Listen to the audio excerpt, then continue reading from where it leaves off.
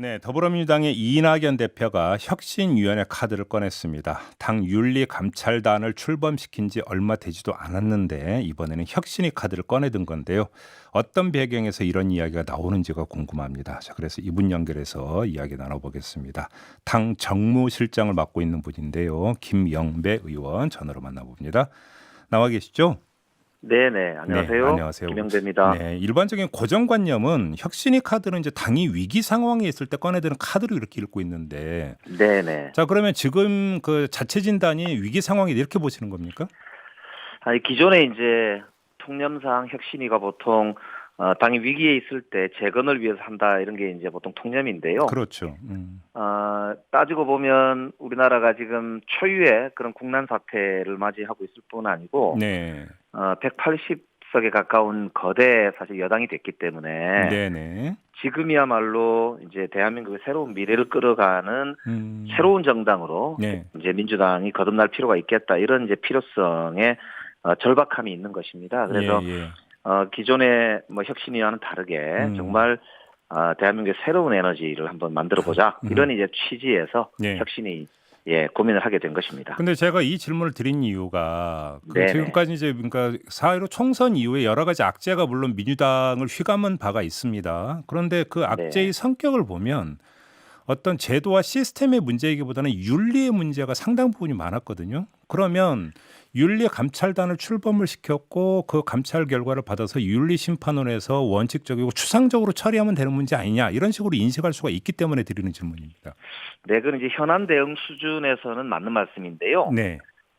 포스트 코로나 시대가 우리가 이제 경험해 보지 못한 시대로 가고 있기도 하고요. 예. 언택트 시대에 이제 디지털 혁명이 예고되는 그런 4차 산업혁명 시대이기도 해서 네. 이제 180석 거대 여당을 주신 국민의 뜻을 잘 받들려면 네. 우리가 새로운 시대의 변화, 즉 이제 기후 위기 문제라든지 예. 젠더 감수성이라든지 아까 말씀하신 이제 새로운 윤리의 문제라든지 이런 걸 예. 조금 더 당의 체질 개선으로 이어야만 이게 국민들의 지지에 보답할 수 있는 정당으로 거듭날 수 있다라는 취지가 있고요. 예. 또 이제 내년에 중요한 선거 준비도 필요한 만큼 올해 서둘러서 예. 설계도를 그려놔야 예. 새로운 이제 그런 집을 고칠 때 우리가 이제 당황하지 않고 하나하나 이렇게 국민 눈높이에 맞는 새로운 리모델링을 할 수 있다 이런 취지인 것이죠. 그럼 좀 더 구체적으로 추상적인 어떤 과제 말고요. 구체적으로 이러이러한 과제를 좀 설정해 놓고 있다라는 좀 말씀을 주신다면 어떤 거가 있을까요? 우선은 아까 이제 윤리감찰단은 출범을 해서 네. 그 이제 지방의원들까지 우리 이제 현재 있는 윤리 문제가 없는지 그다음에 부동산과 관련된 문제가 없는지 이런 걸 쭉 두루 살피고 있거든요. 예. 그래서 그 이제 업무는 진행이 되고 있고요. 또 하나는 이제 우리가 박성민 최고위원이라고 이제 24살 대학생 이제 위원이 최고위원이 됐습니다. 예. 그래서 이제 요즘 문제가 되고 있는 청년 일자리 이런 문제를 이제 대응하기 위해서 이 우리가 청년 회의를 구성을 해서 네. 폭넓게 청년의 정치 참여를 구조화할 수 있도록 좀 준비를 하고 있거든요. 네. 그래서 청년, 여성, 젠더 이런 문제들을 우리 민주당 안에 장착시키기 위한 그런 이제 구체적 작업에 이제 돌입을 했고요. 예. 그리고 최근에 필수 노동자라는 이슈를 이제 이낙연 대표가 직접 이제 주도를 하고 계신데요. 예. 그런 이제 포스트 코로나 시대에 우리 사회 새로운 주역으로 등장하고 있는 이런 필수 노동자들과 관련한 제도적인 이제 장치들을 마련하기 위해서 당에서 이제 특위를 꾸리는 등 작업을 시작을 했습니다. 예. 이런 이제 새로운 이슈들에 대응하기 위해서 당의 체질과 조직 구조 이런 걸 좀 진단하고 재정비하는 그런 일들을 이제 하나하나 좀 준비해서 시작하고 있는 셈입니다. 그럼 이제 시대 상황 변화에 따라서 이제 그 시대적 과제가 달라지고 이걸 수행할 수 있는 기구가 필요하다 보니까 이제 당 조직 정비가 필요하다. 그러니까 이 논리가 이렇게 연결이 되는 거네요. 그러면 예, 그렇습니다. 그래서 이제 지금 보면 우리가 이제 포스트 코로나 시대에 당장에 가장 중요한 것 중에 하나가 치료제와 백신 이야기가 나오지 않습니까? 그렇죠. 네, 그래서 바이오 헬스가 이제 좀 추상적으로 들리긴 하지만 실제로는 국제 경쟁에서 굉장히 중요한 산업적인 의미도 가지고 있고 네네. 인류의 건강과 직결되는 것이거든요. 예. 그래서 이제 이런 산업에 대한 육성이나 지원, 음흠. 뭐 이런 사업도 이제 진행을 해야 되기 때문에 원내는 180석을 가졌습니다만 앞으로 우리 사회의 미래 먹거리를 위해서도 체계적으로 이런 분야에 대한 지원 활동도 필요하고요. 그러려면 새로운 인력도 필요하고 예. 당의 구조도 좀 바꿔야 되고 예. 내외에 이제 여러 인재들을 두루 좀 포진을 시켜야 되기 때문에 그렇게 하기 위해서는 이제 지금 현재 있는 정당 체계 내에서 새로운 좀 진단과 미래 설계를 할 수 있는 단위가 필요하다라는 점입니다. 예. 그래서 혁신위가 이제 준비가 시작이 된 것이죠. 그러면 이제 이전 뭐 혁신에 먼저 보통 이제 어떤 거 당이 좀 내홍 국면이라 이런 게 들어가면서 당 통합을 어떻게 이룰 거냐, 그다음에 공정한 경선룰을 어떻게 짤 거냐, 주로 이런 이야기가 집중이 됐었었는데 지금 그렇습니다. 언급되고 있는 혁신위는 그런 차원이 아니네요. 그럼 성격이 완전히 다른 거네요. 그러면? 예, 그렇습니다. 이게 이제 일종의 미래 설계를 위한 설계도 작업이라고 네. 봐야 되는데요. 네. 김상곤 혁신위는 아무래도 개파 청산이라든지 당의 시스템 정착이라든지 이런 이제 일종의 칼질하는 혁신이었다면 네. 이제 지금 혁신위는 설계도를 그리는 건축사의 역할을 하는 이제 그런 이제 혁신위가 된다고 봐야 되겠죠. 그러면 바로 그 점 때문인지 일각에서는 이게 그 이낙연 대표의 대선 판깔 기용 아니냐 이런 식으로 해석을 하던데 이건 어떻게 받아들이세요? 그렇게 이제 보시는 거는 이제 지나친 확대 해석이고요. 네. 사실 당 대표를 맡으셨기 때문에 예. 국난의 극복과 동시에 미래 우리의 설계를 책임지고 있는 셈이지요. 그러니까 이제 지금 100년 정당의 꿈을 네. 설계도로 완성해 놔야 예. 다음 당 대표가 그 설계도를 바탕으로 항해를 시작하고 예. 이제 실행을 할 것이다라는 취지거든요. 그래서 지금 혁신위는 한마디로 100년 정당 위원회다 이렇게 보시면 될 것 같습니다. 알겠습니다. 그럼 지금 저 의원님께서 이제 몇 가지 예를 들어주셨는데 예를 들어서 이제 지금 코로나 대응 문제가 있고요. 그다음에 젠더 네네. 문제가 있고 또 그러니까 중요한 지금 시대상 변화에 따라서 중요한 과제로 설정하고 있는 게 어떤 게 있습니까? 아까 말씀드린 대로 청년의 문제하고요. 예. 우리 사회의 일자리 문제, 그러니까 일의 미래라고 네. 하는 게 이제 굉장히 중요하지 않습니까? 네. 필수 노동자를 네. 비롯해서요. 노동의 문제를 포함하고 있고요. 네.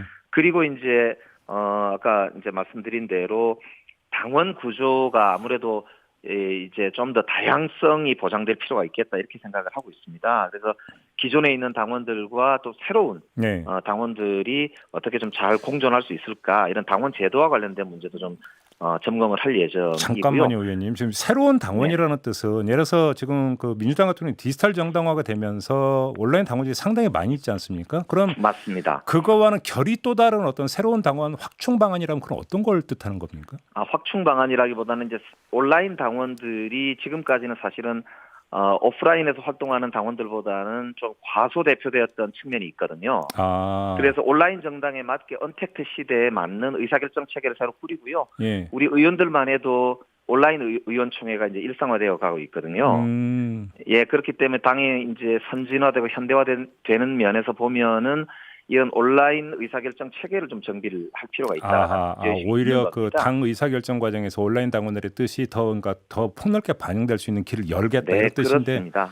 자, 그러면 지금 일부 어떤 그 보수 집단 안에서는 어떤 식으로 공격을 하냐면 온라인 당원 중심인 기관 당원들이 대부분이 친문 일색이고 친문 일색들이 거의 행패 수준을 벌이면서 당을 좌지우지한다 이런 식으로 공격을 하지 않습니까, 종종? 그러니까 오히려 그런 문제를 해결하기 위해서도 이런 이제 온라인 의사결정 체계를 잘 이렇게 정비를 하는 게 네. 굉장히 시급한 과제고요.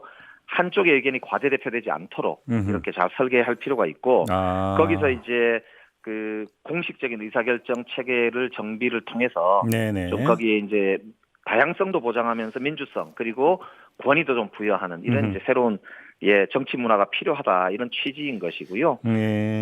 당헌 당규도 저희들이 볼 때 이제 이런 이제 디지털 혁명 시대 4차 산업 혁명에 맞는 방향으로 업그레이드가 좀 필요하고 그래서 이제 좀 많은 인재들이 모여서 당 혁신의 미래를 그릴 필요가 있겠다 이렇게 말씀드릴 수 지금 있습니다. 의원님께서 지금 당헌 당규 말씀하셨으니까 네네. 이게 또 혁신이라고 하는 어떤 그 단하고 연결이 되는 지점이 바로 보궐선거 지금 좀 공천 여부인 것 같은데요.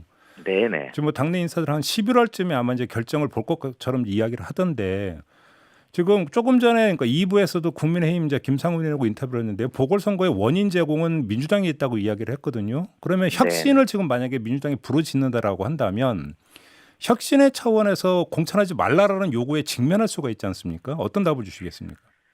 네, 이제 아픈 제목인데요. 네. 저희들이 겸허하게 여러 말씀을 듣고 있습니다. 네. 이제 한편으로는 또 이 정부 여당으로서 가지고 있는 국정에 대한 책임이 있기 때문에 네. 이 문제에 대해서 우리가 국민들과 어떻게 교감을 해야 될지 예. 좀 깊이 고민 중이고요. 예. 조만간 늦지 않게 그 문제에 대해서 우리 내부에서 공론화를 할 예정으로 있습니다. 분명한 것은 내부에서 공론화라고 하면 공론화의 어떤 그 테이블의 성격은 어떻게 되는 겁니까? 위상이 의원총회가 됩니까? 일단 뭐가 당 됩니까? 대표와 최고위원들이 이 예. 문제에 대해서 이제 책임 있게 논의를 하고요. 예. 그걸 기초로 당원 전체와 이 의견을 나누게 되는 이런 절차가 필요하지 않을까. 잠깐만. 그러면 당원 투표까지 갈 있습니다. 생각이십니까? 그러면? 그거는 이제 최고위원회에서 논의를 해야 되겠죠. 그래요. 당원 투표에 예. 회부할지 말지를 최고위원회에서 결정한다 이런 말씀이신 거고요. 그게 아마 11월 중에 그러면 결정이 나는 겁니까? 근데 시기 문제도 조금 조심스럽습니다. 사실은 정기국회가 진행되고 있고 코로나 국난 극복 시기이기 때문에 그 이제 시기는 조금 봐가면서 네네.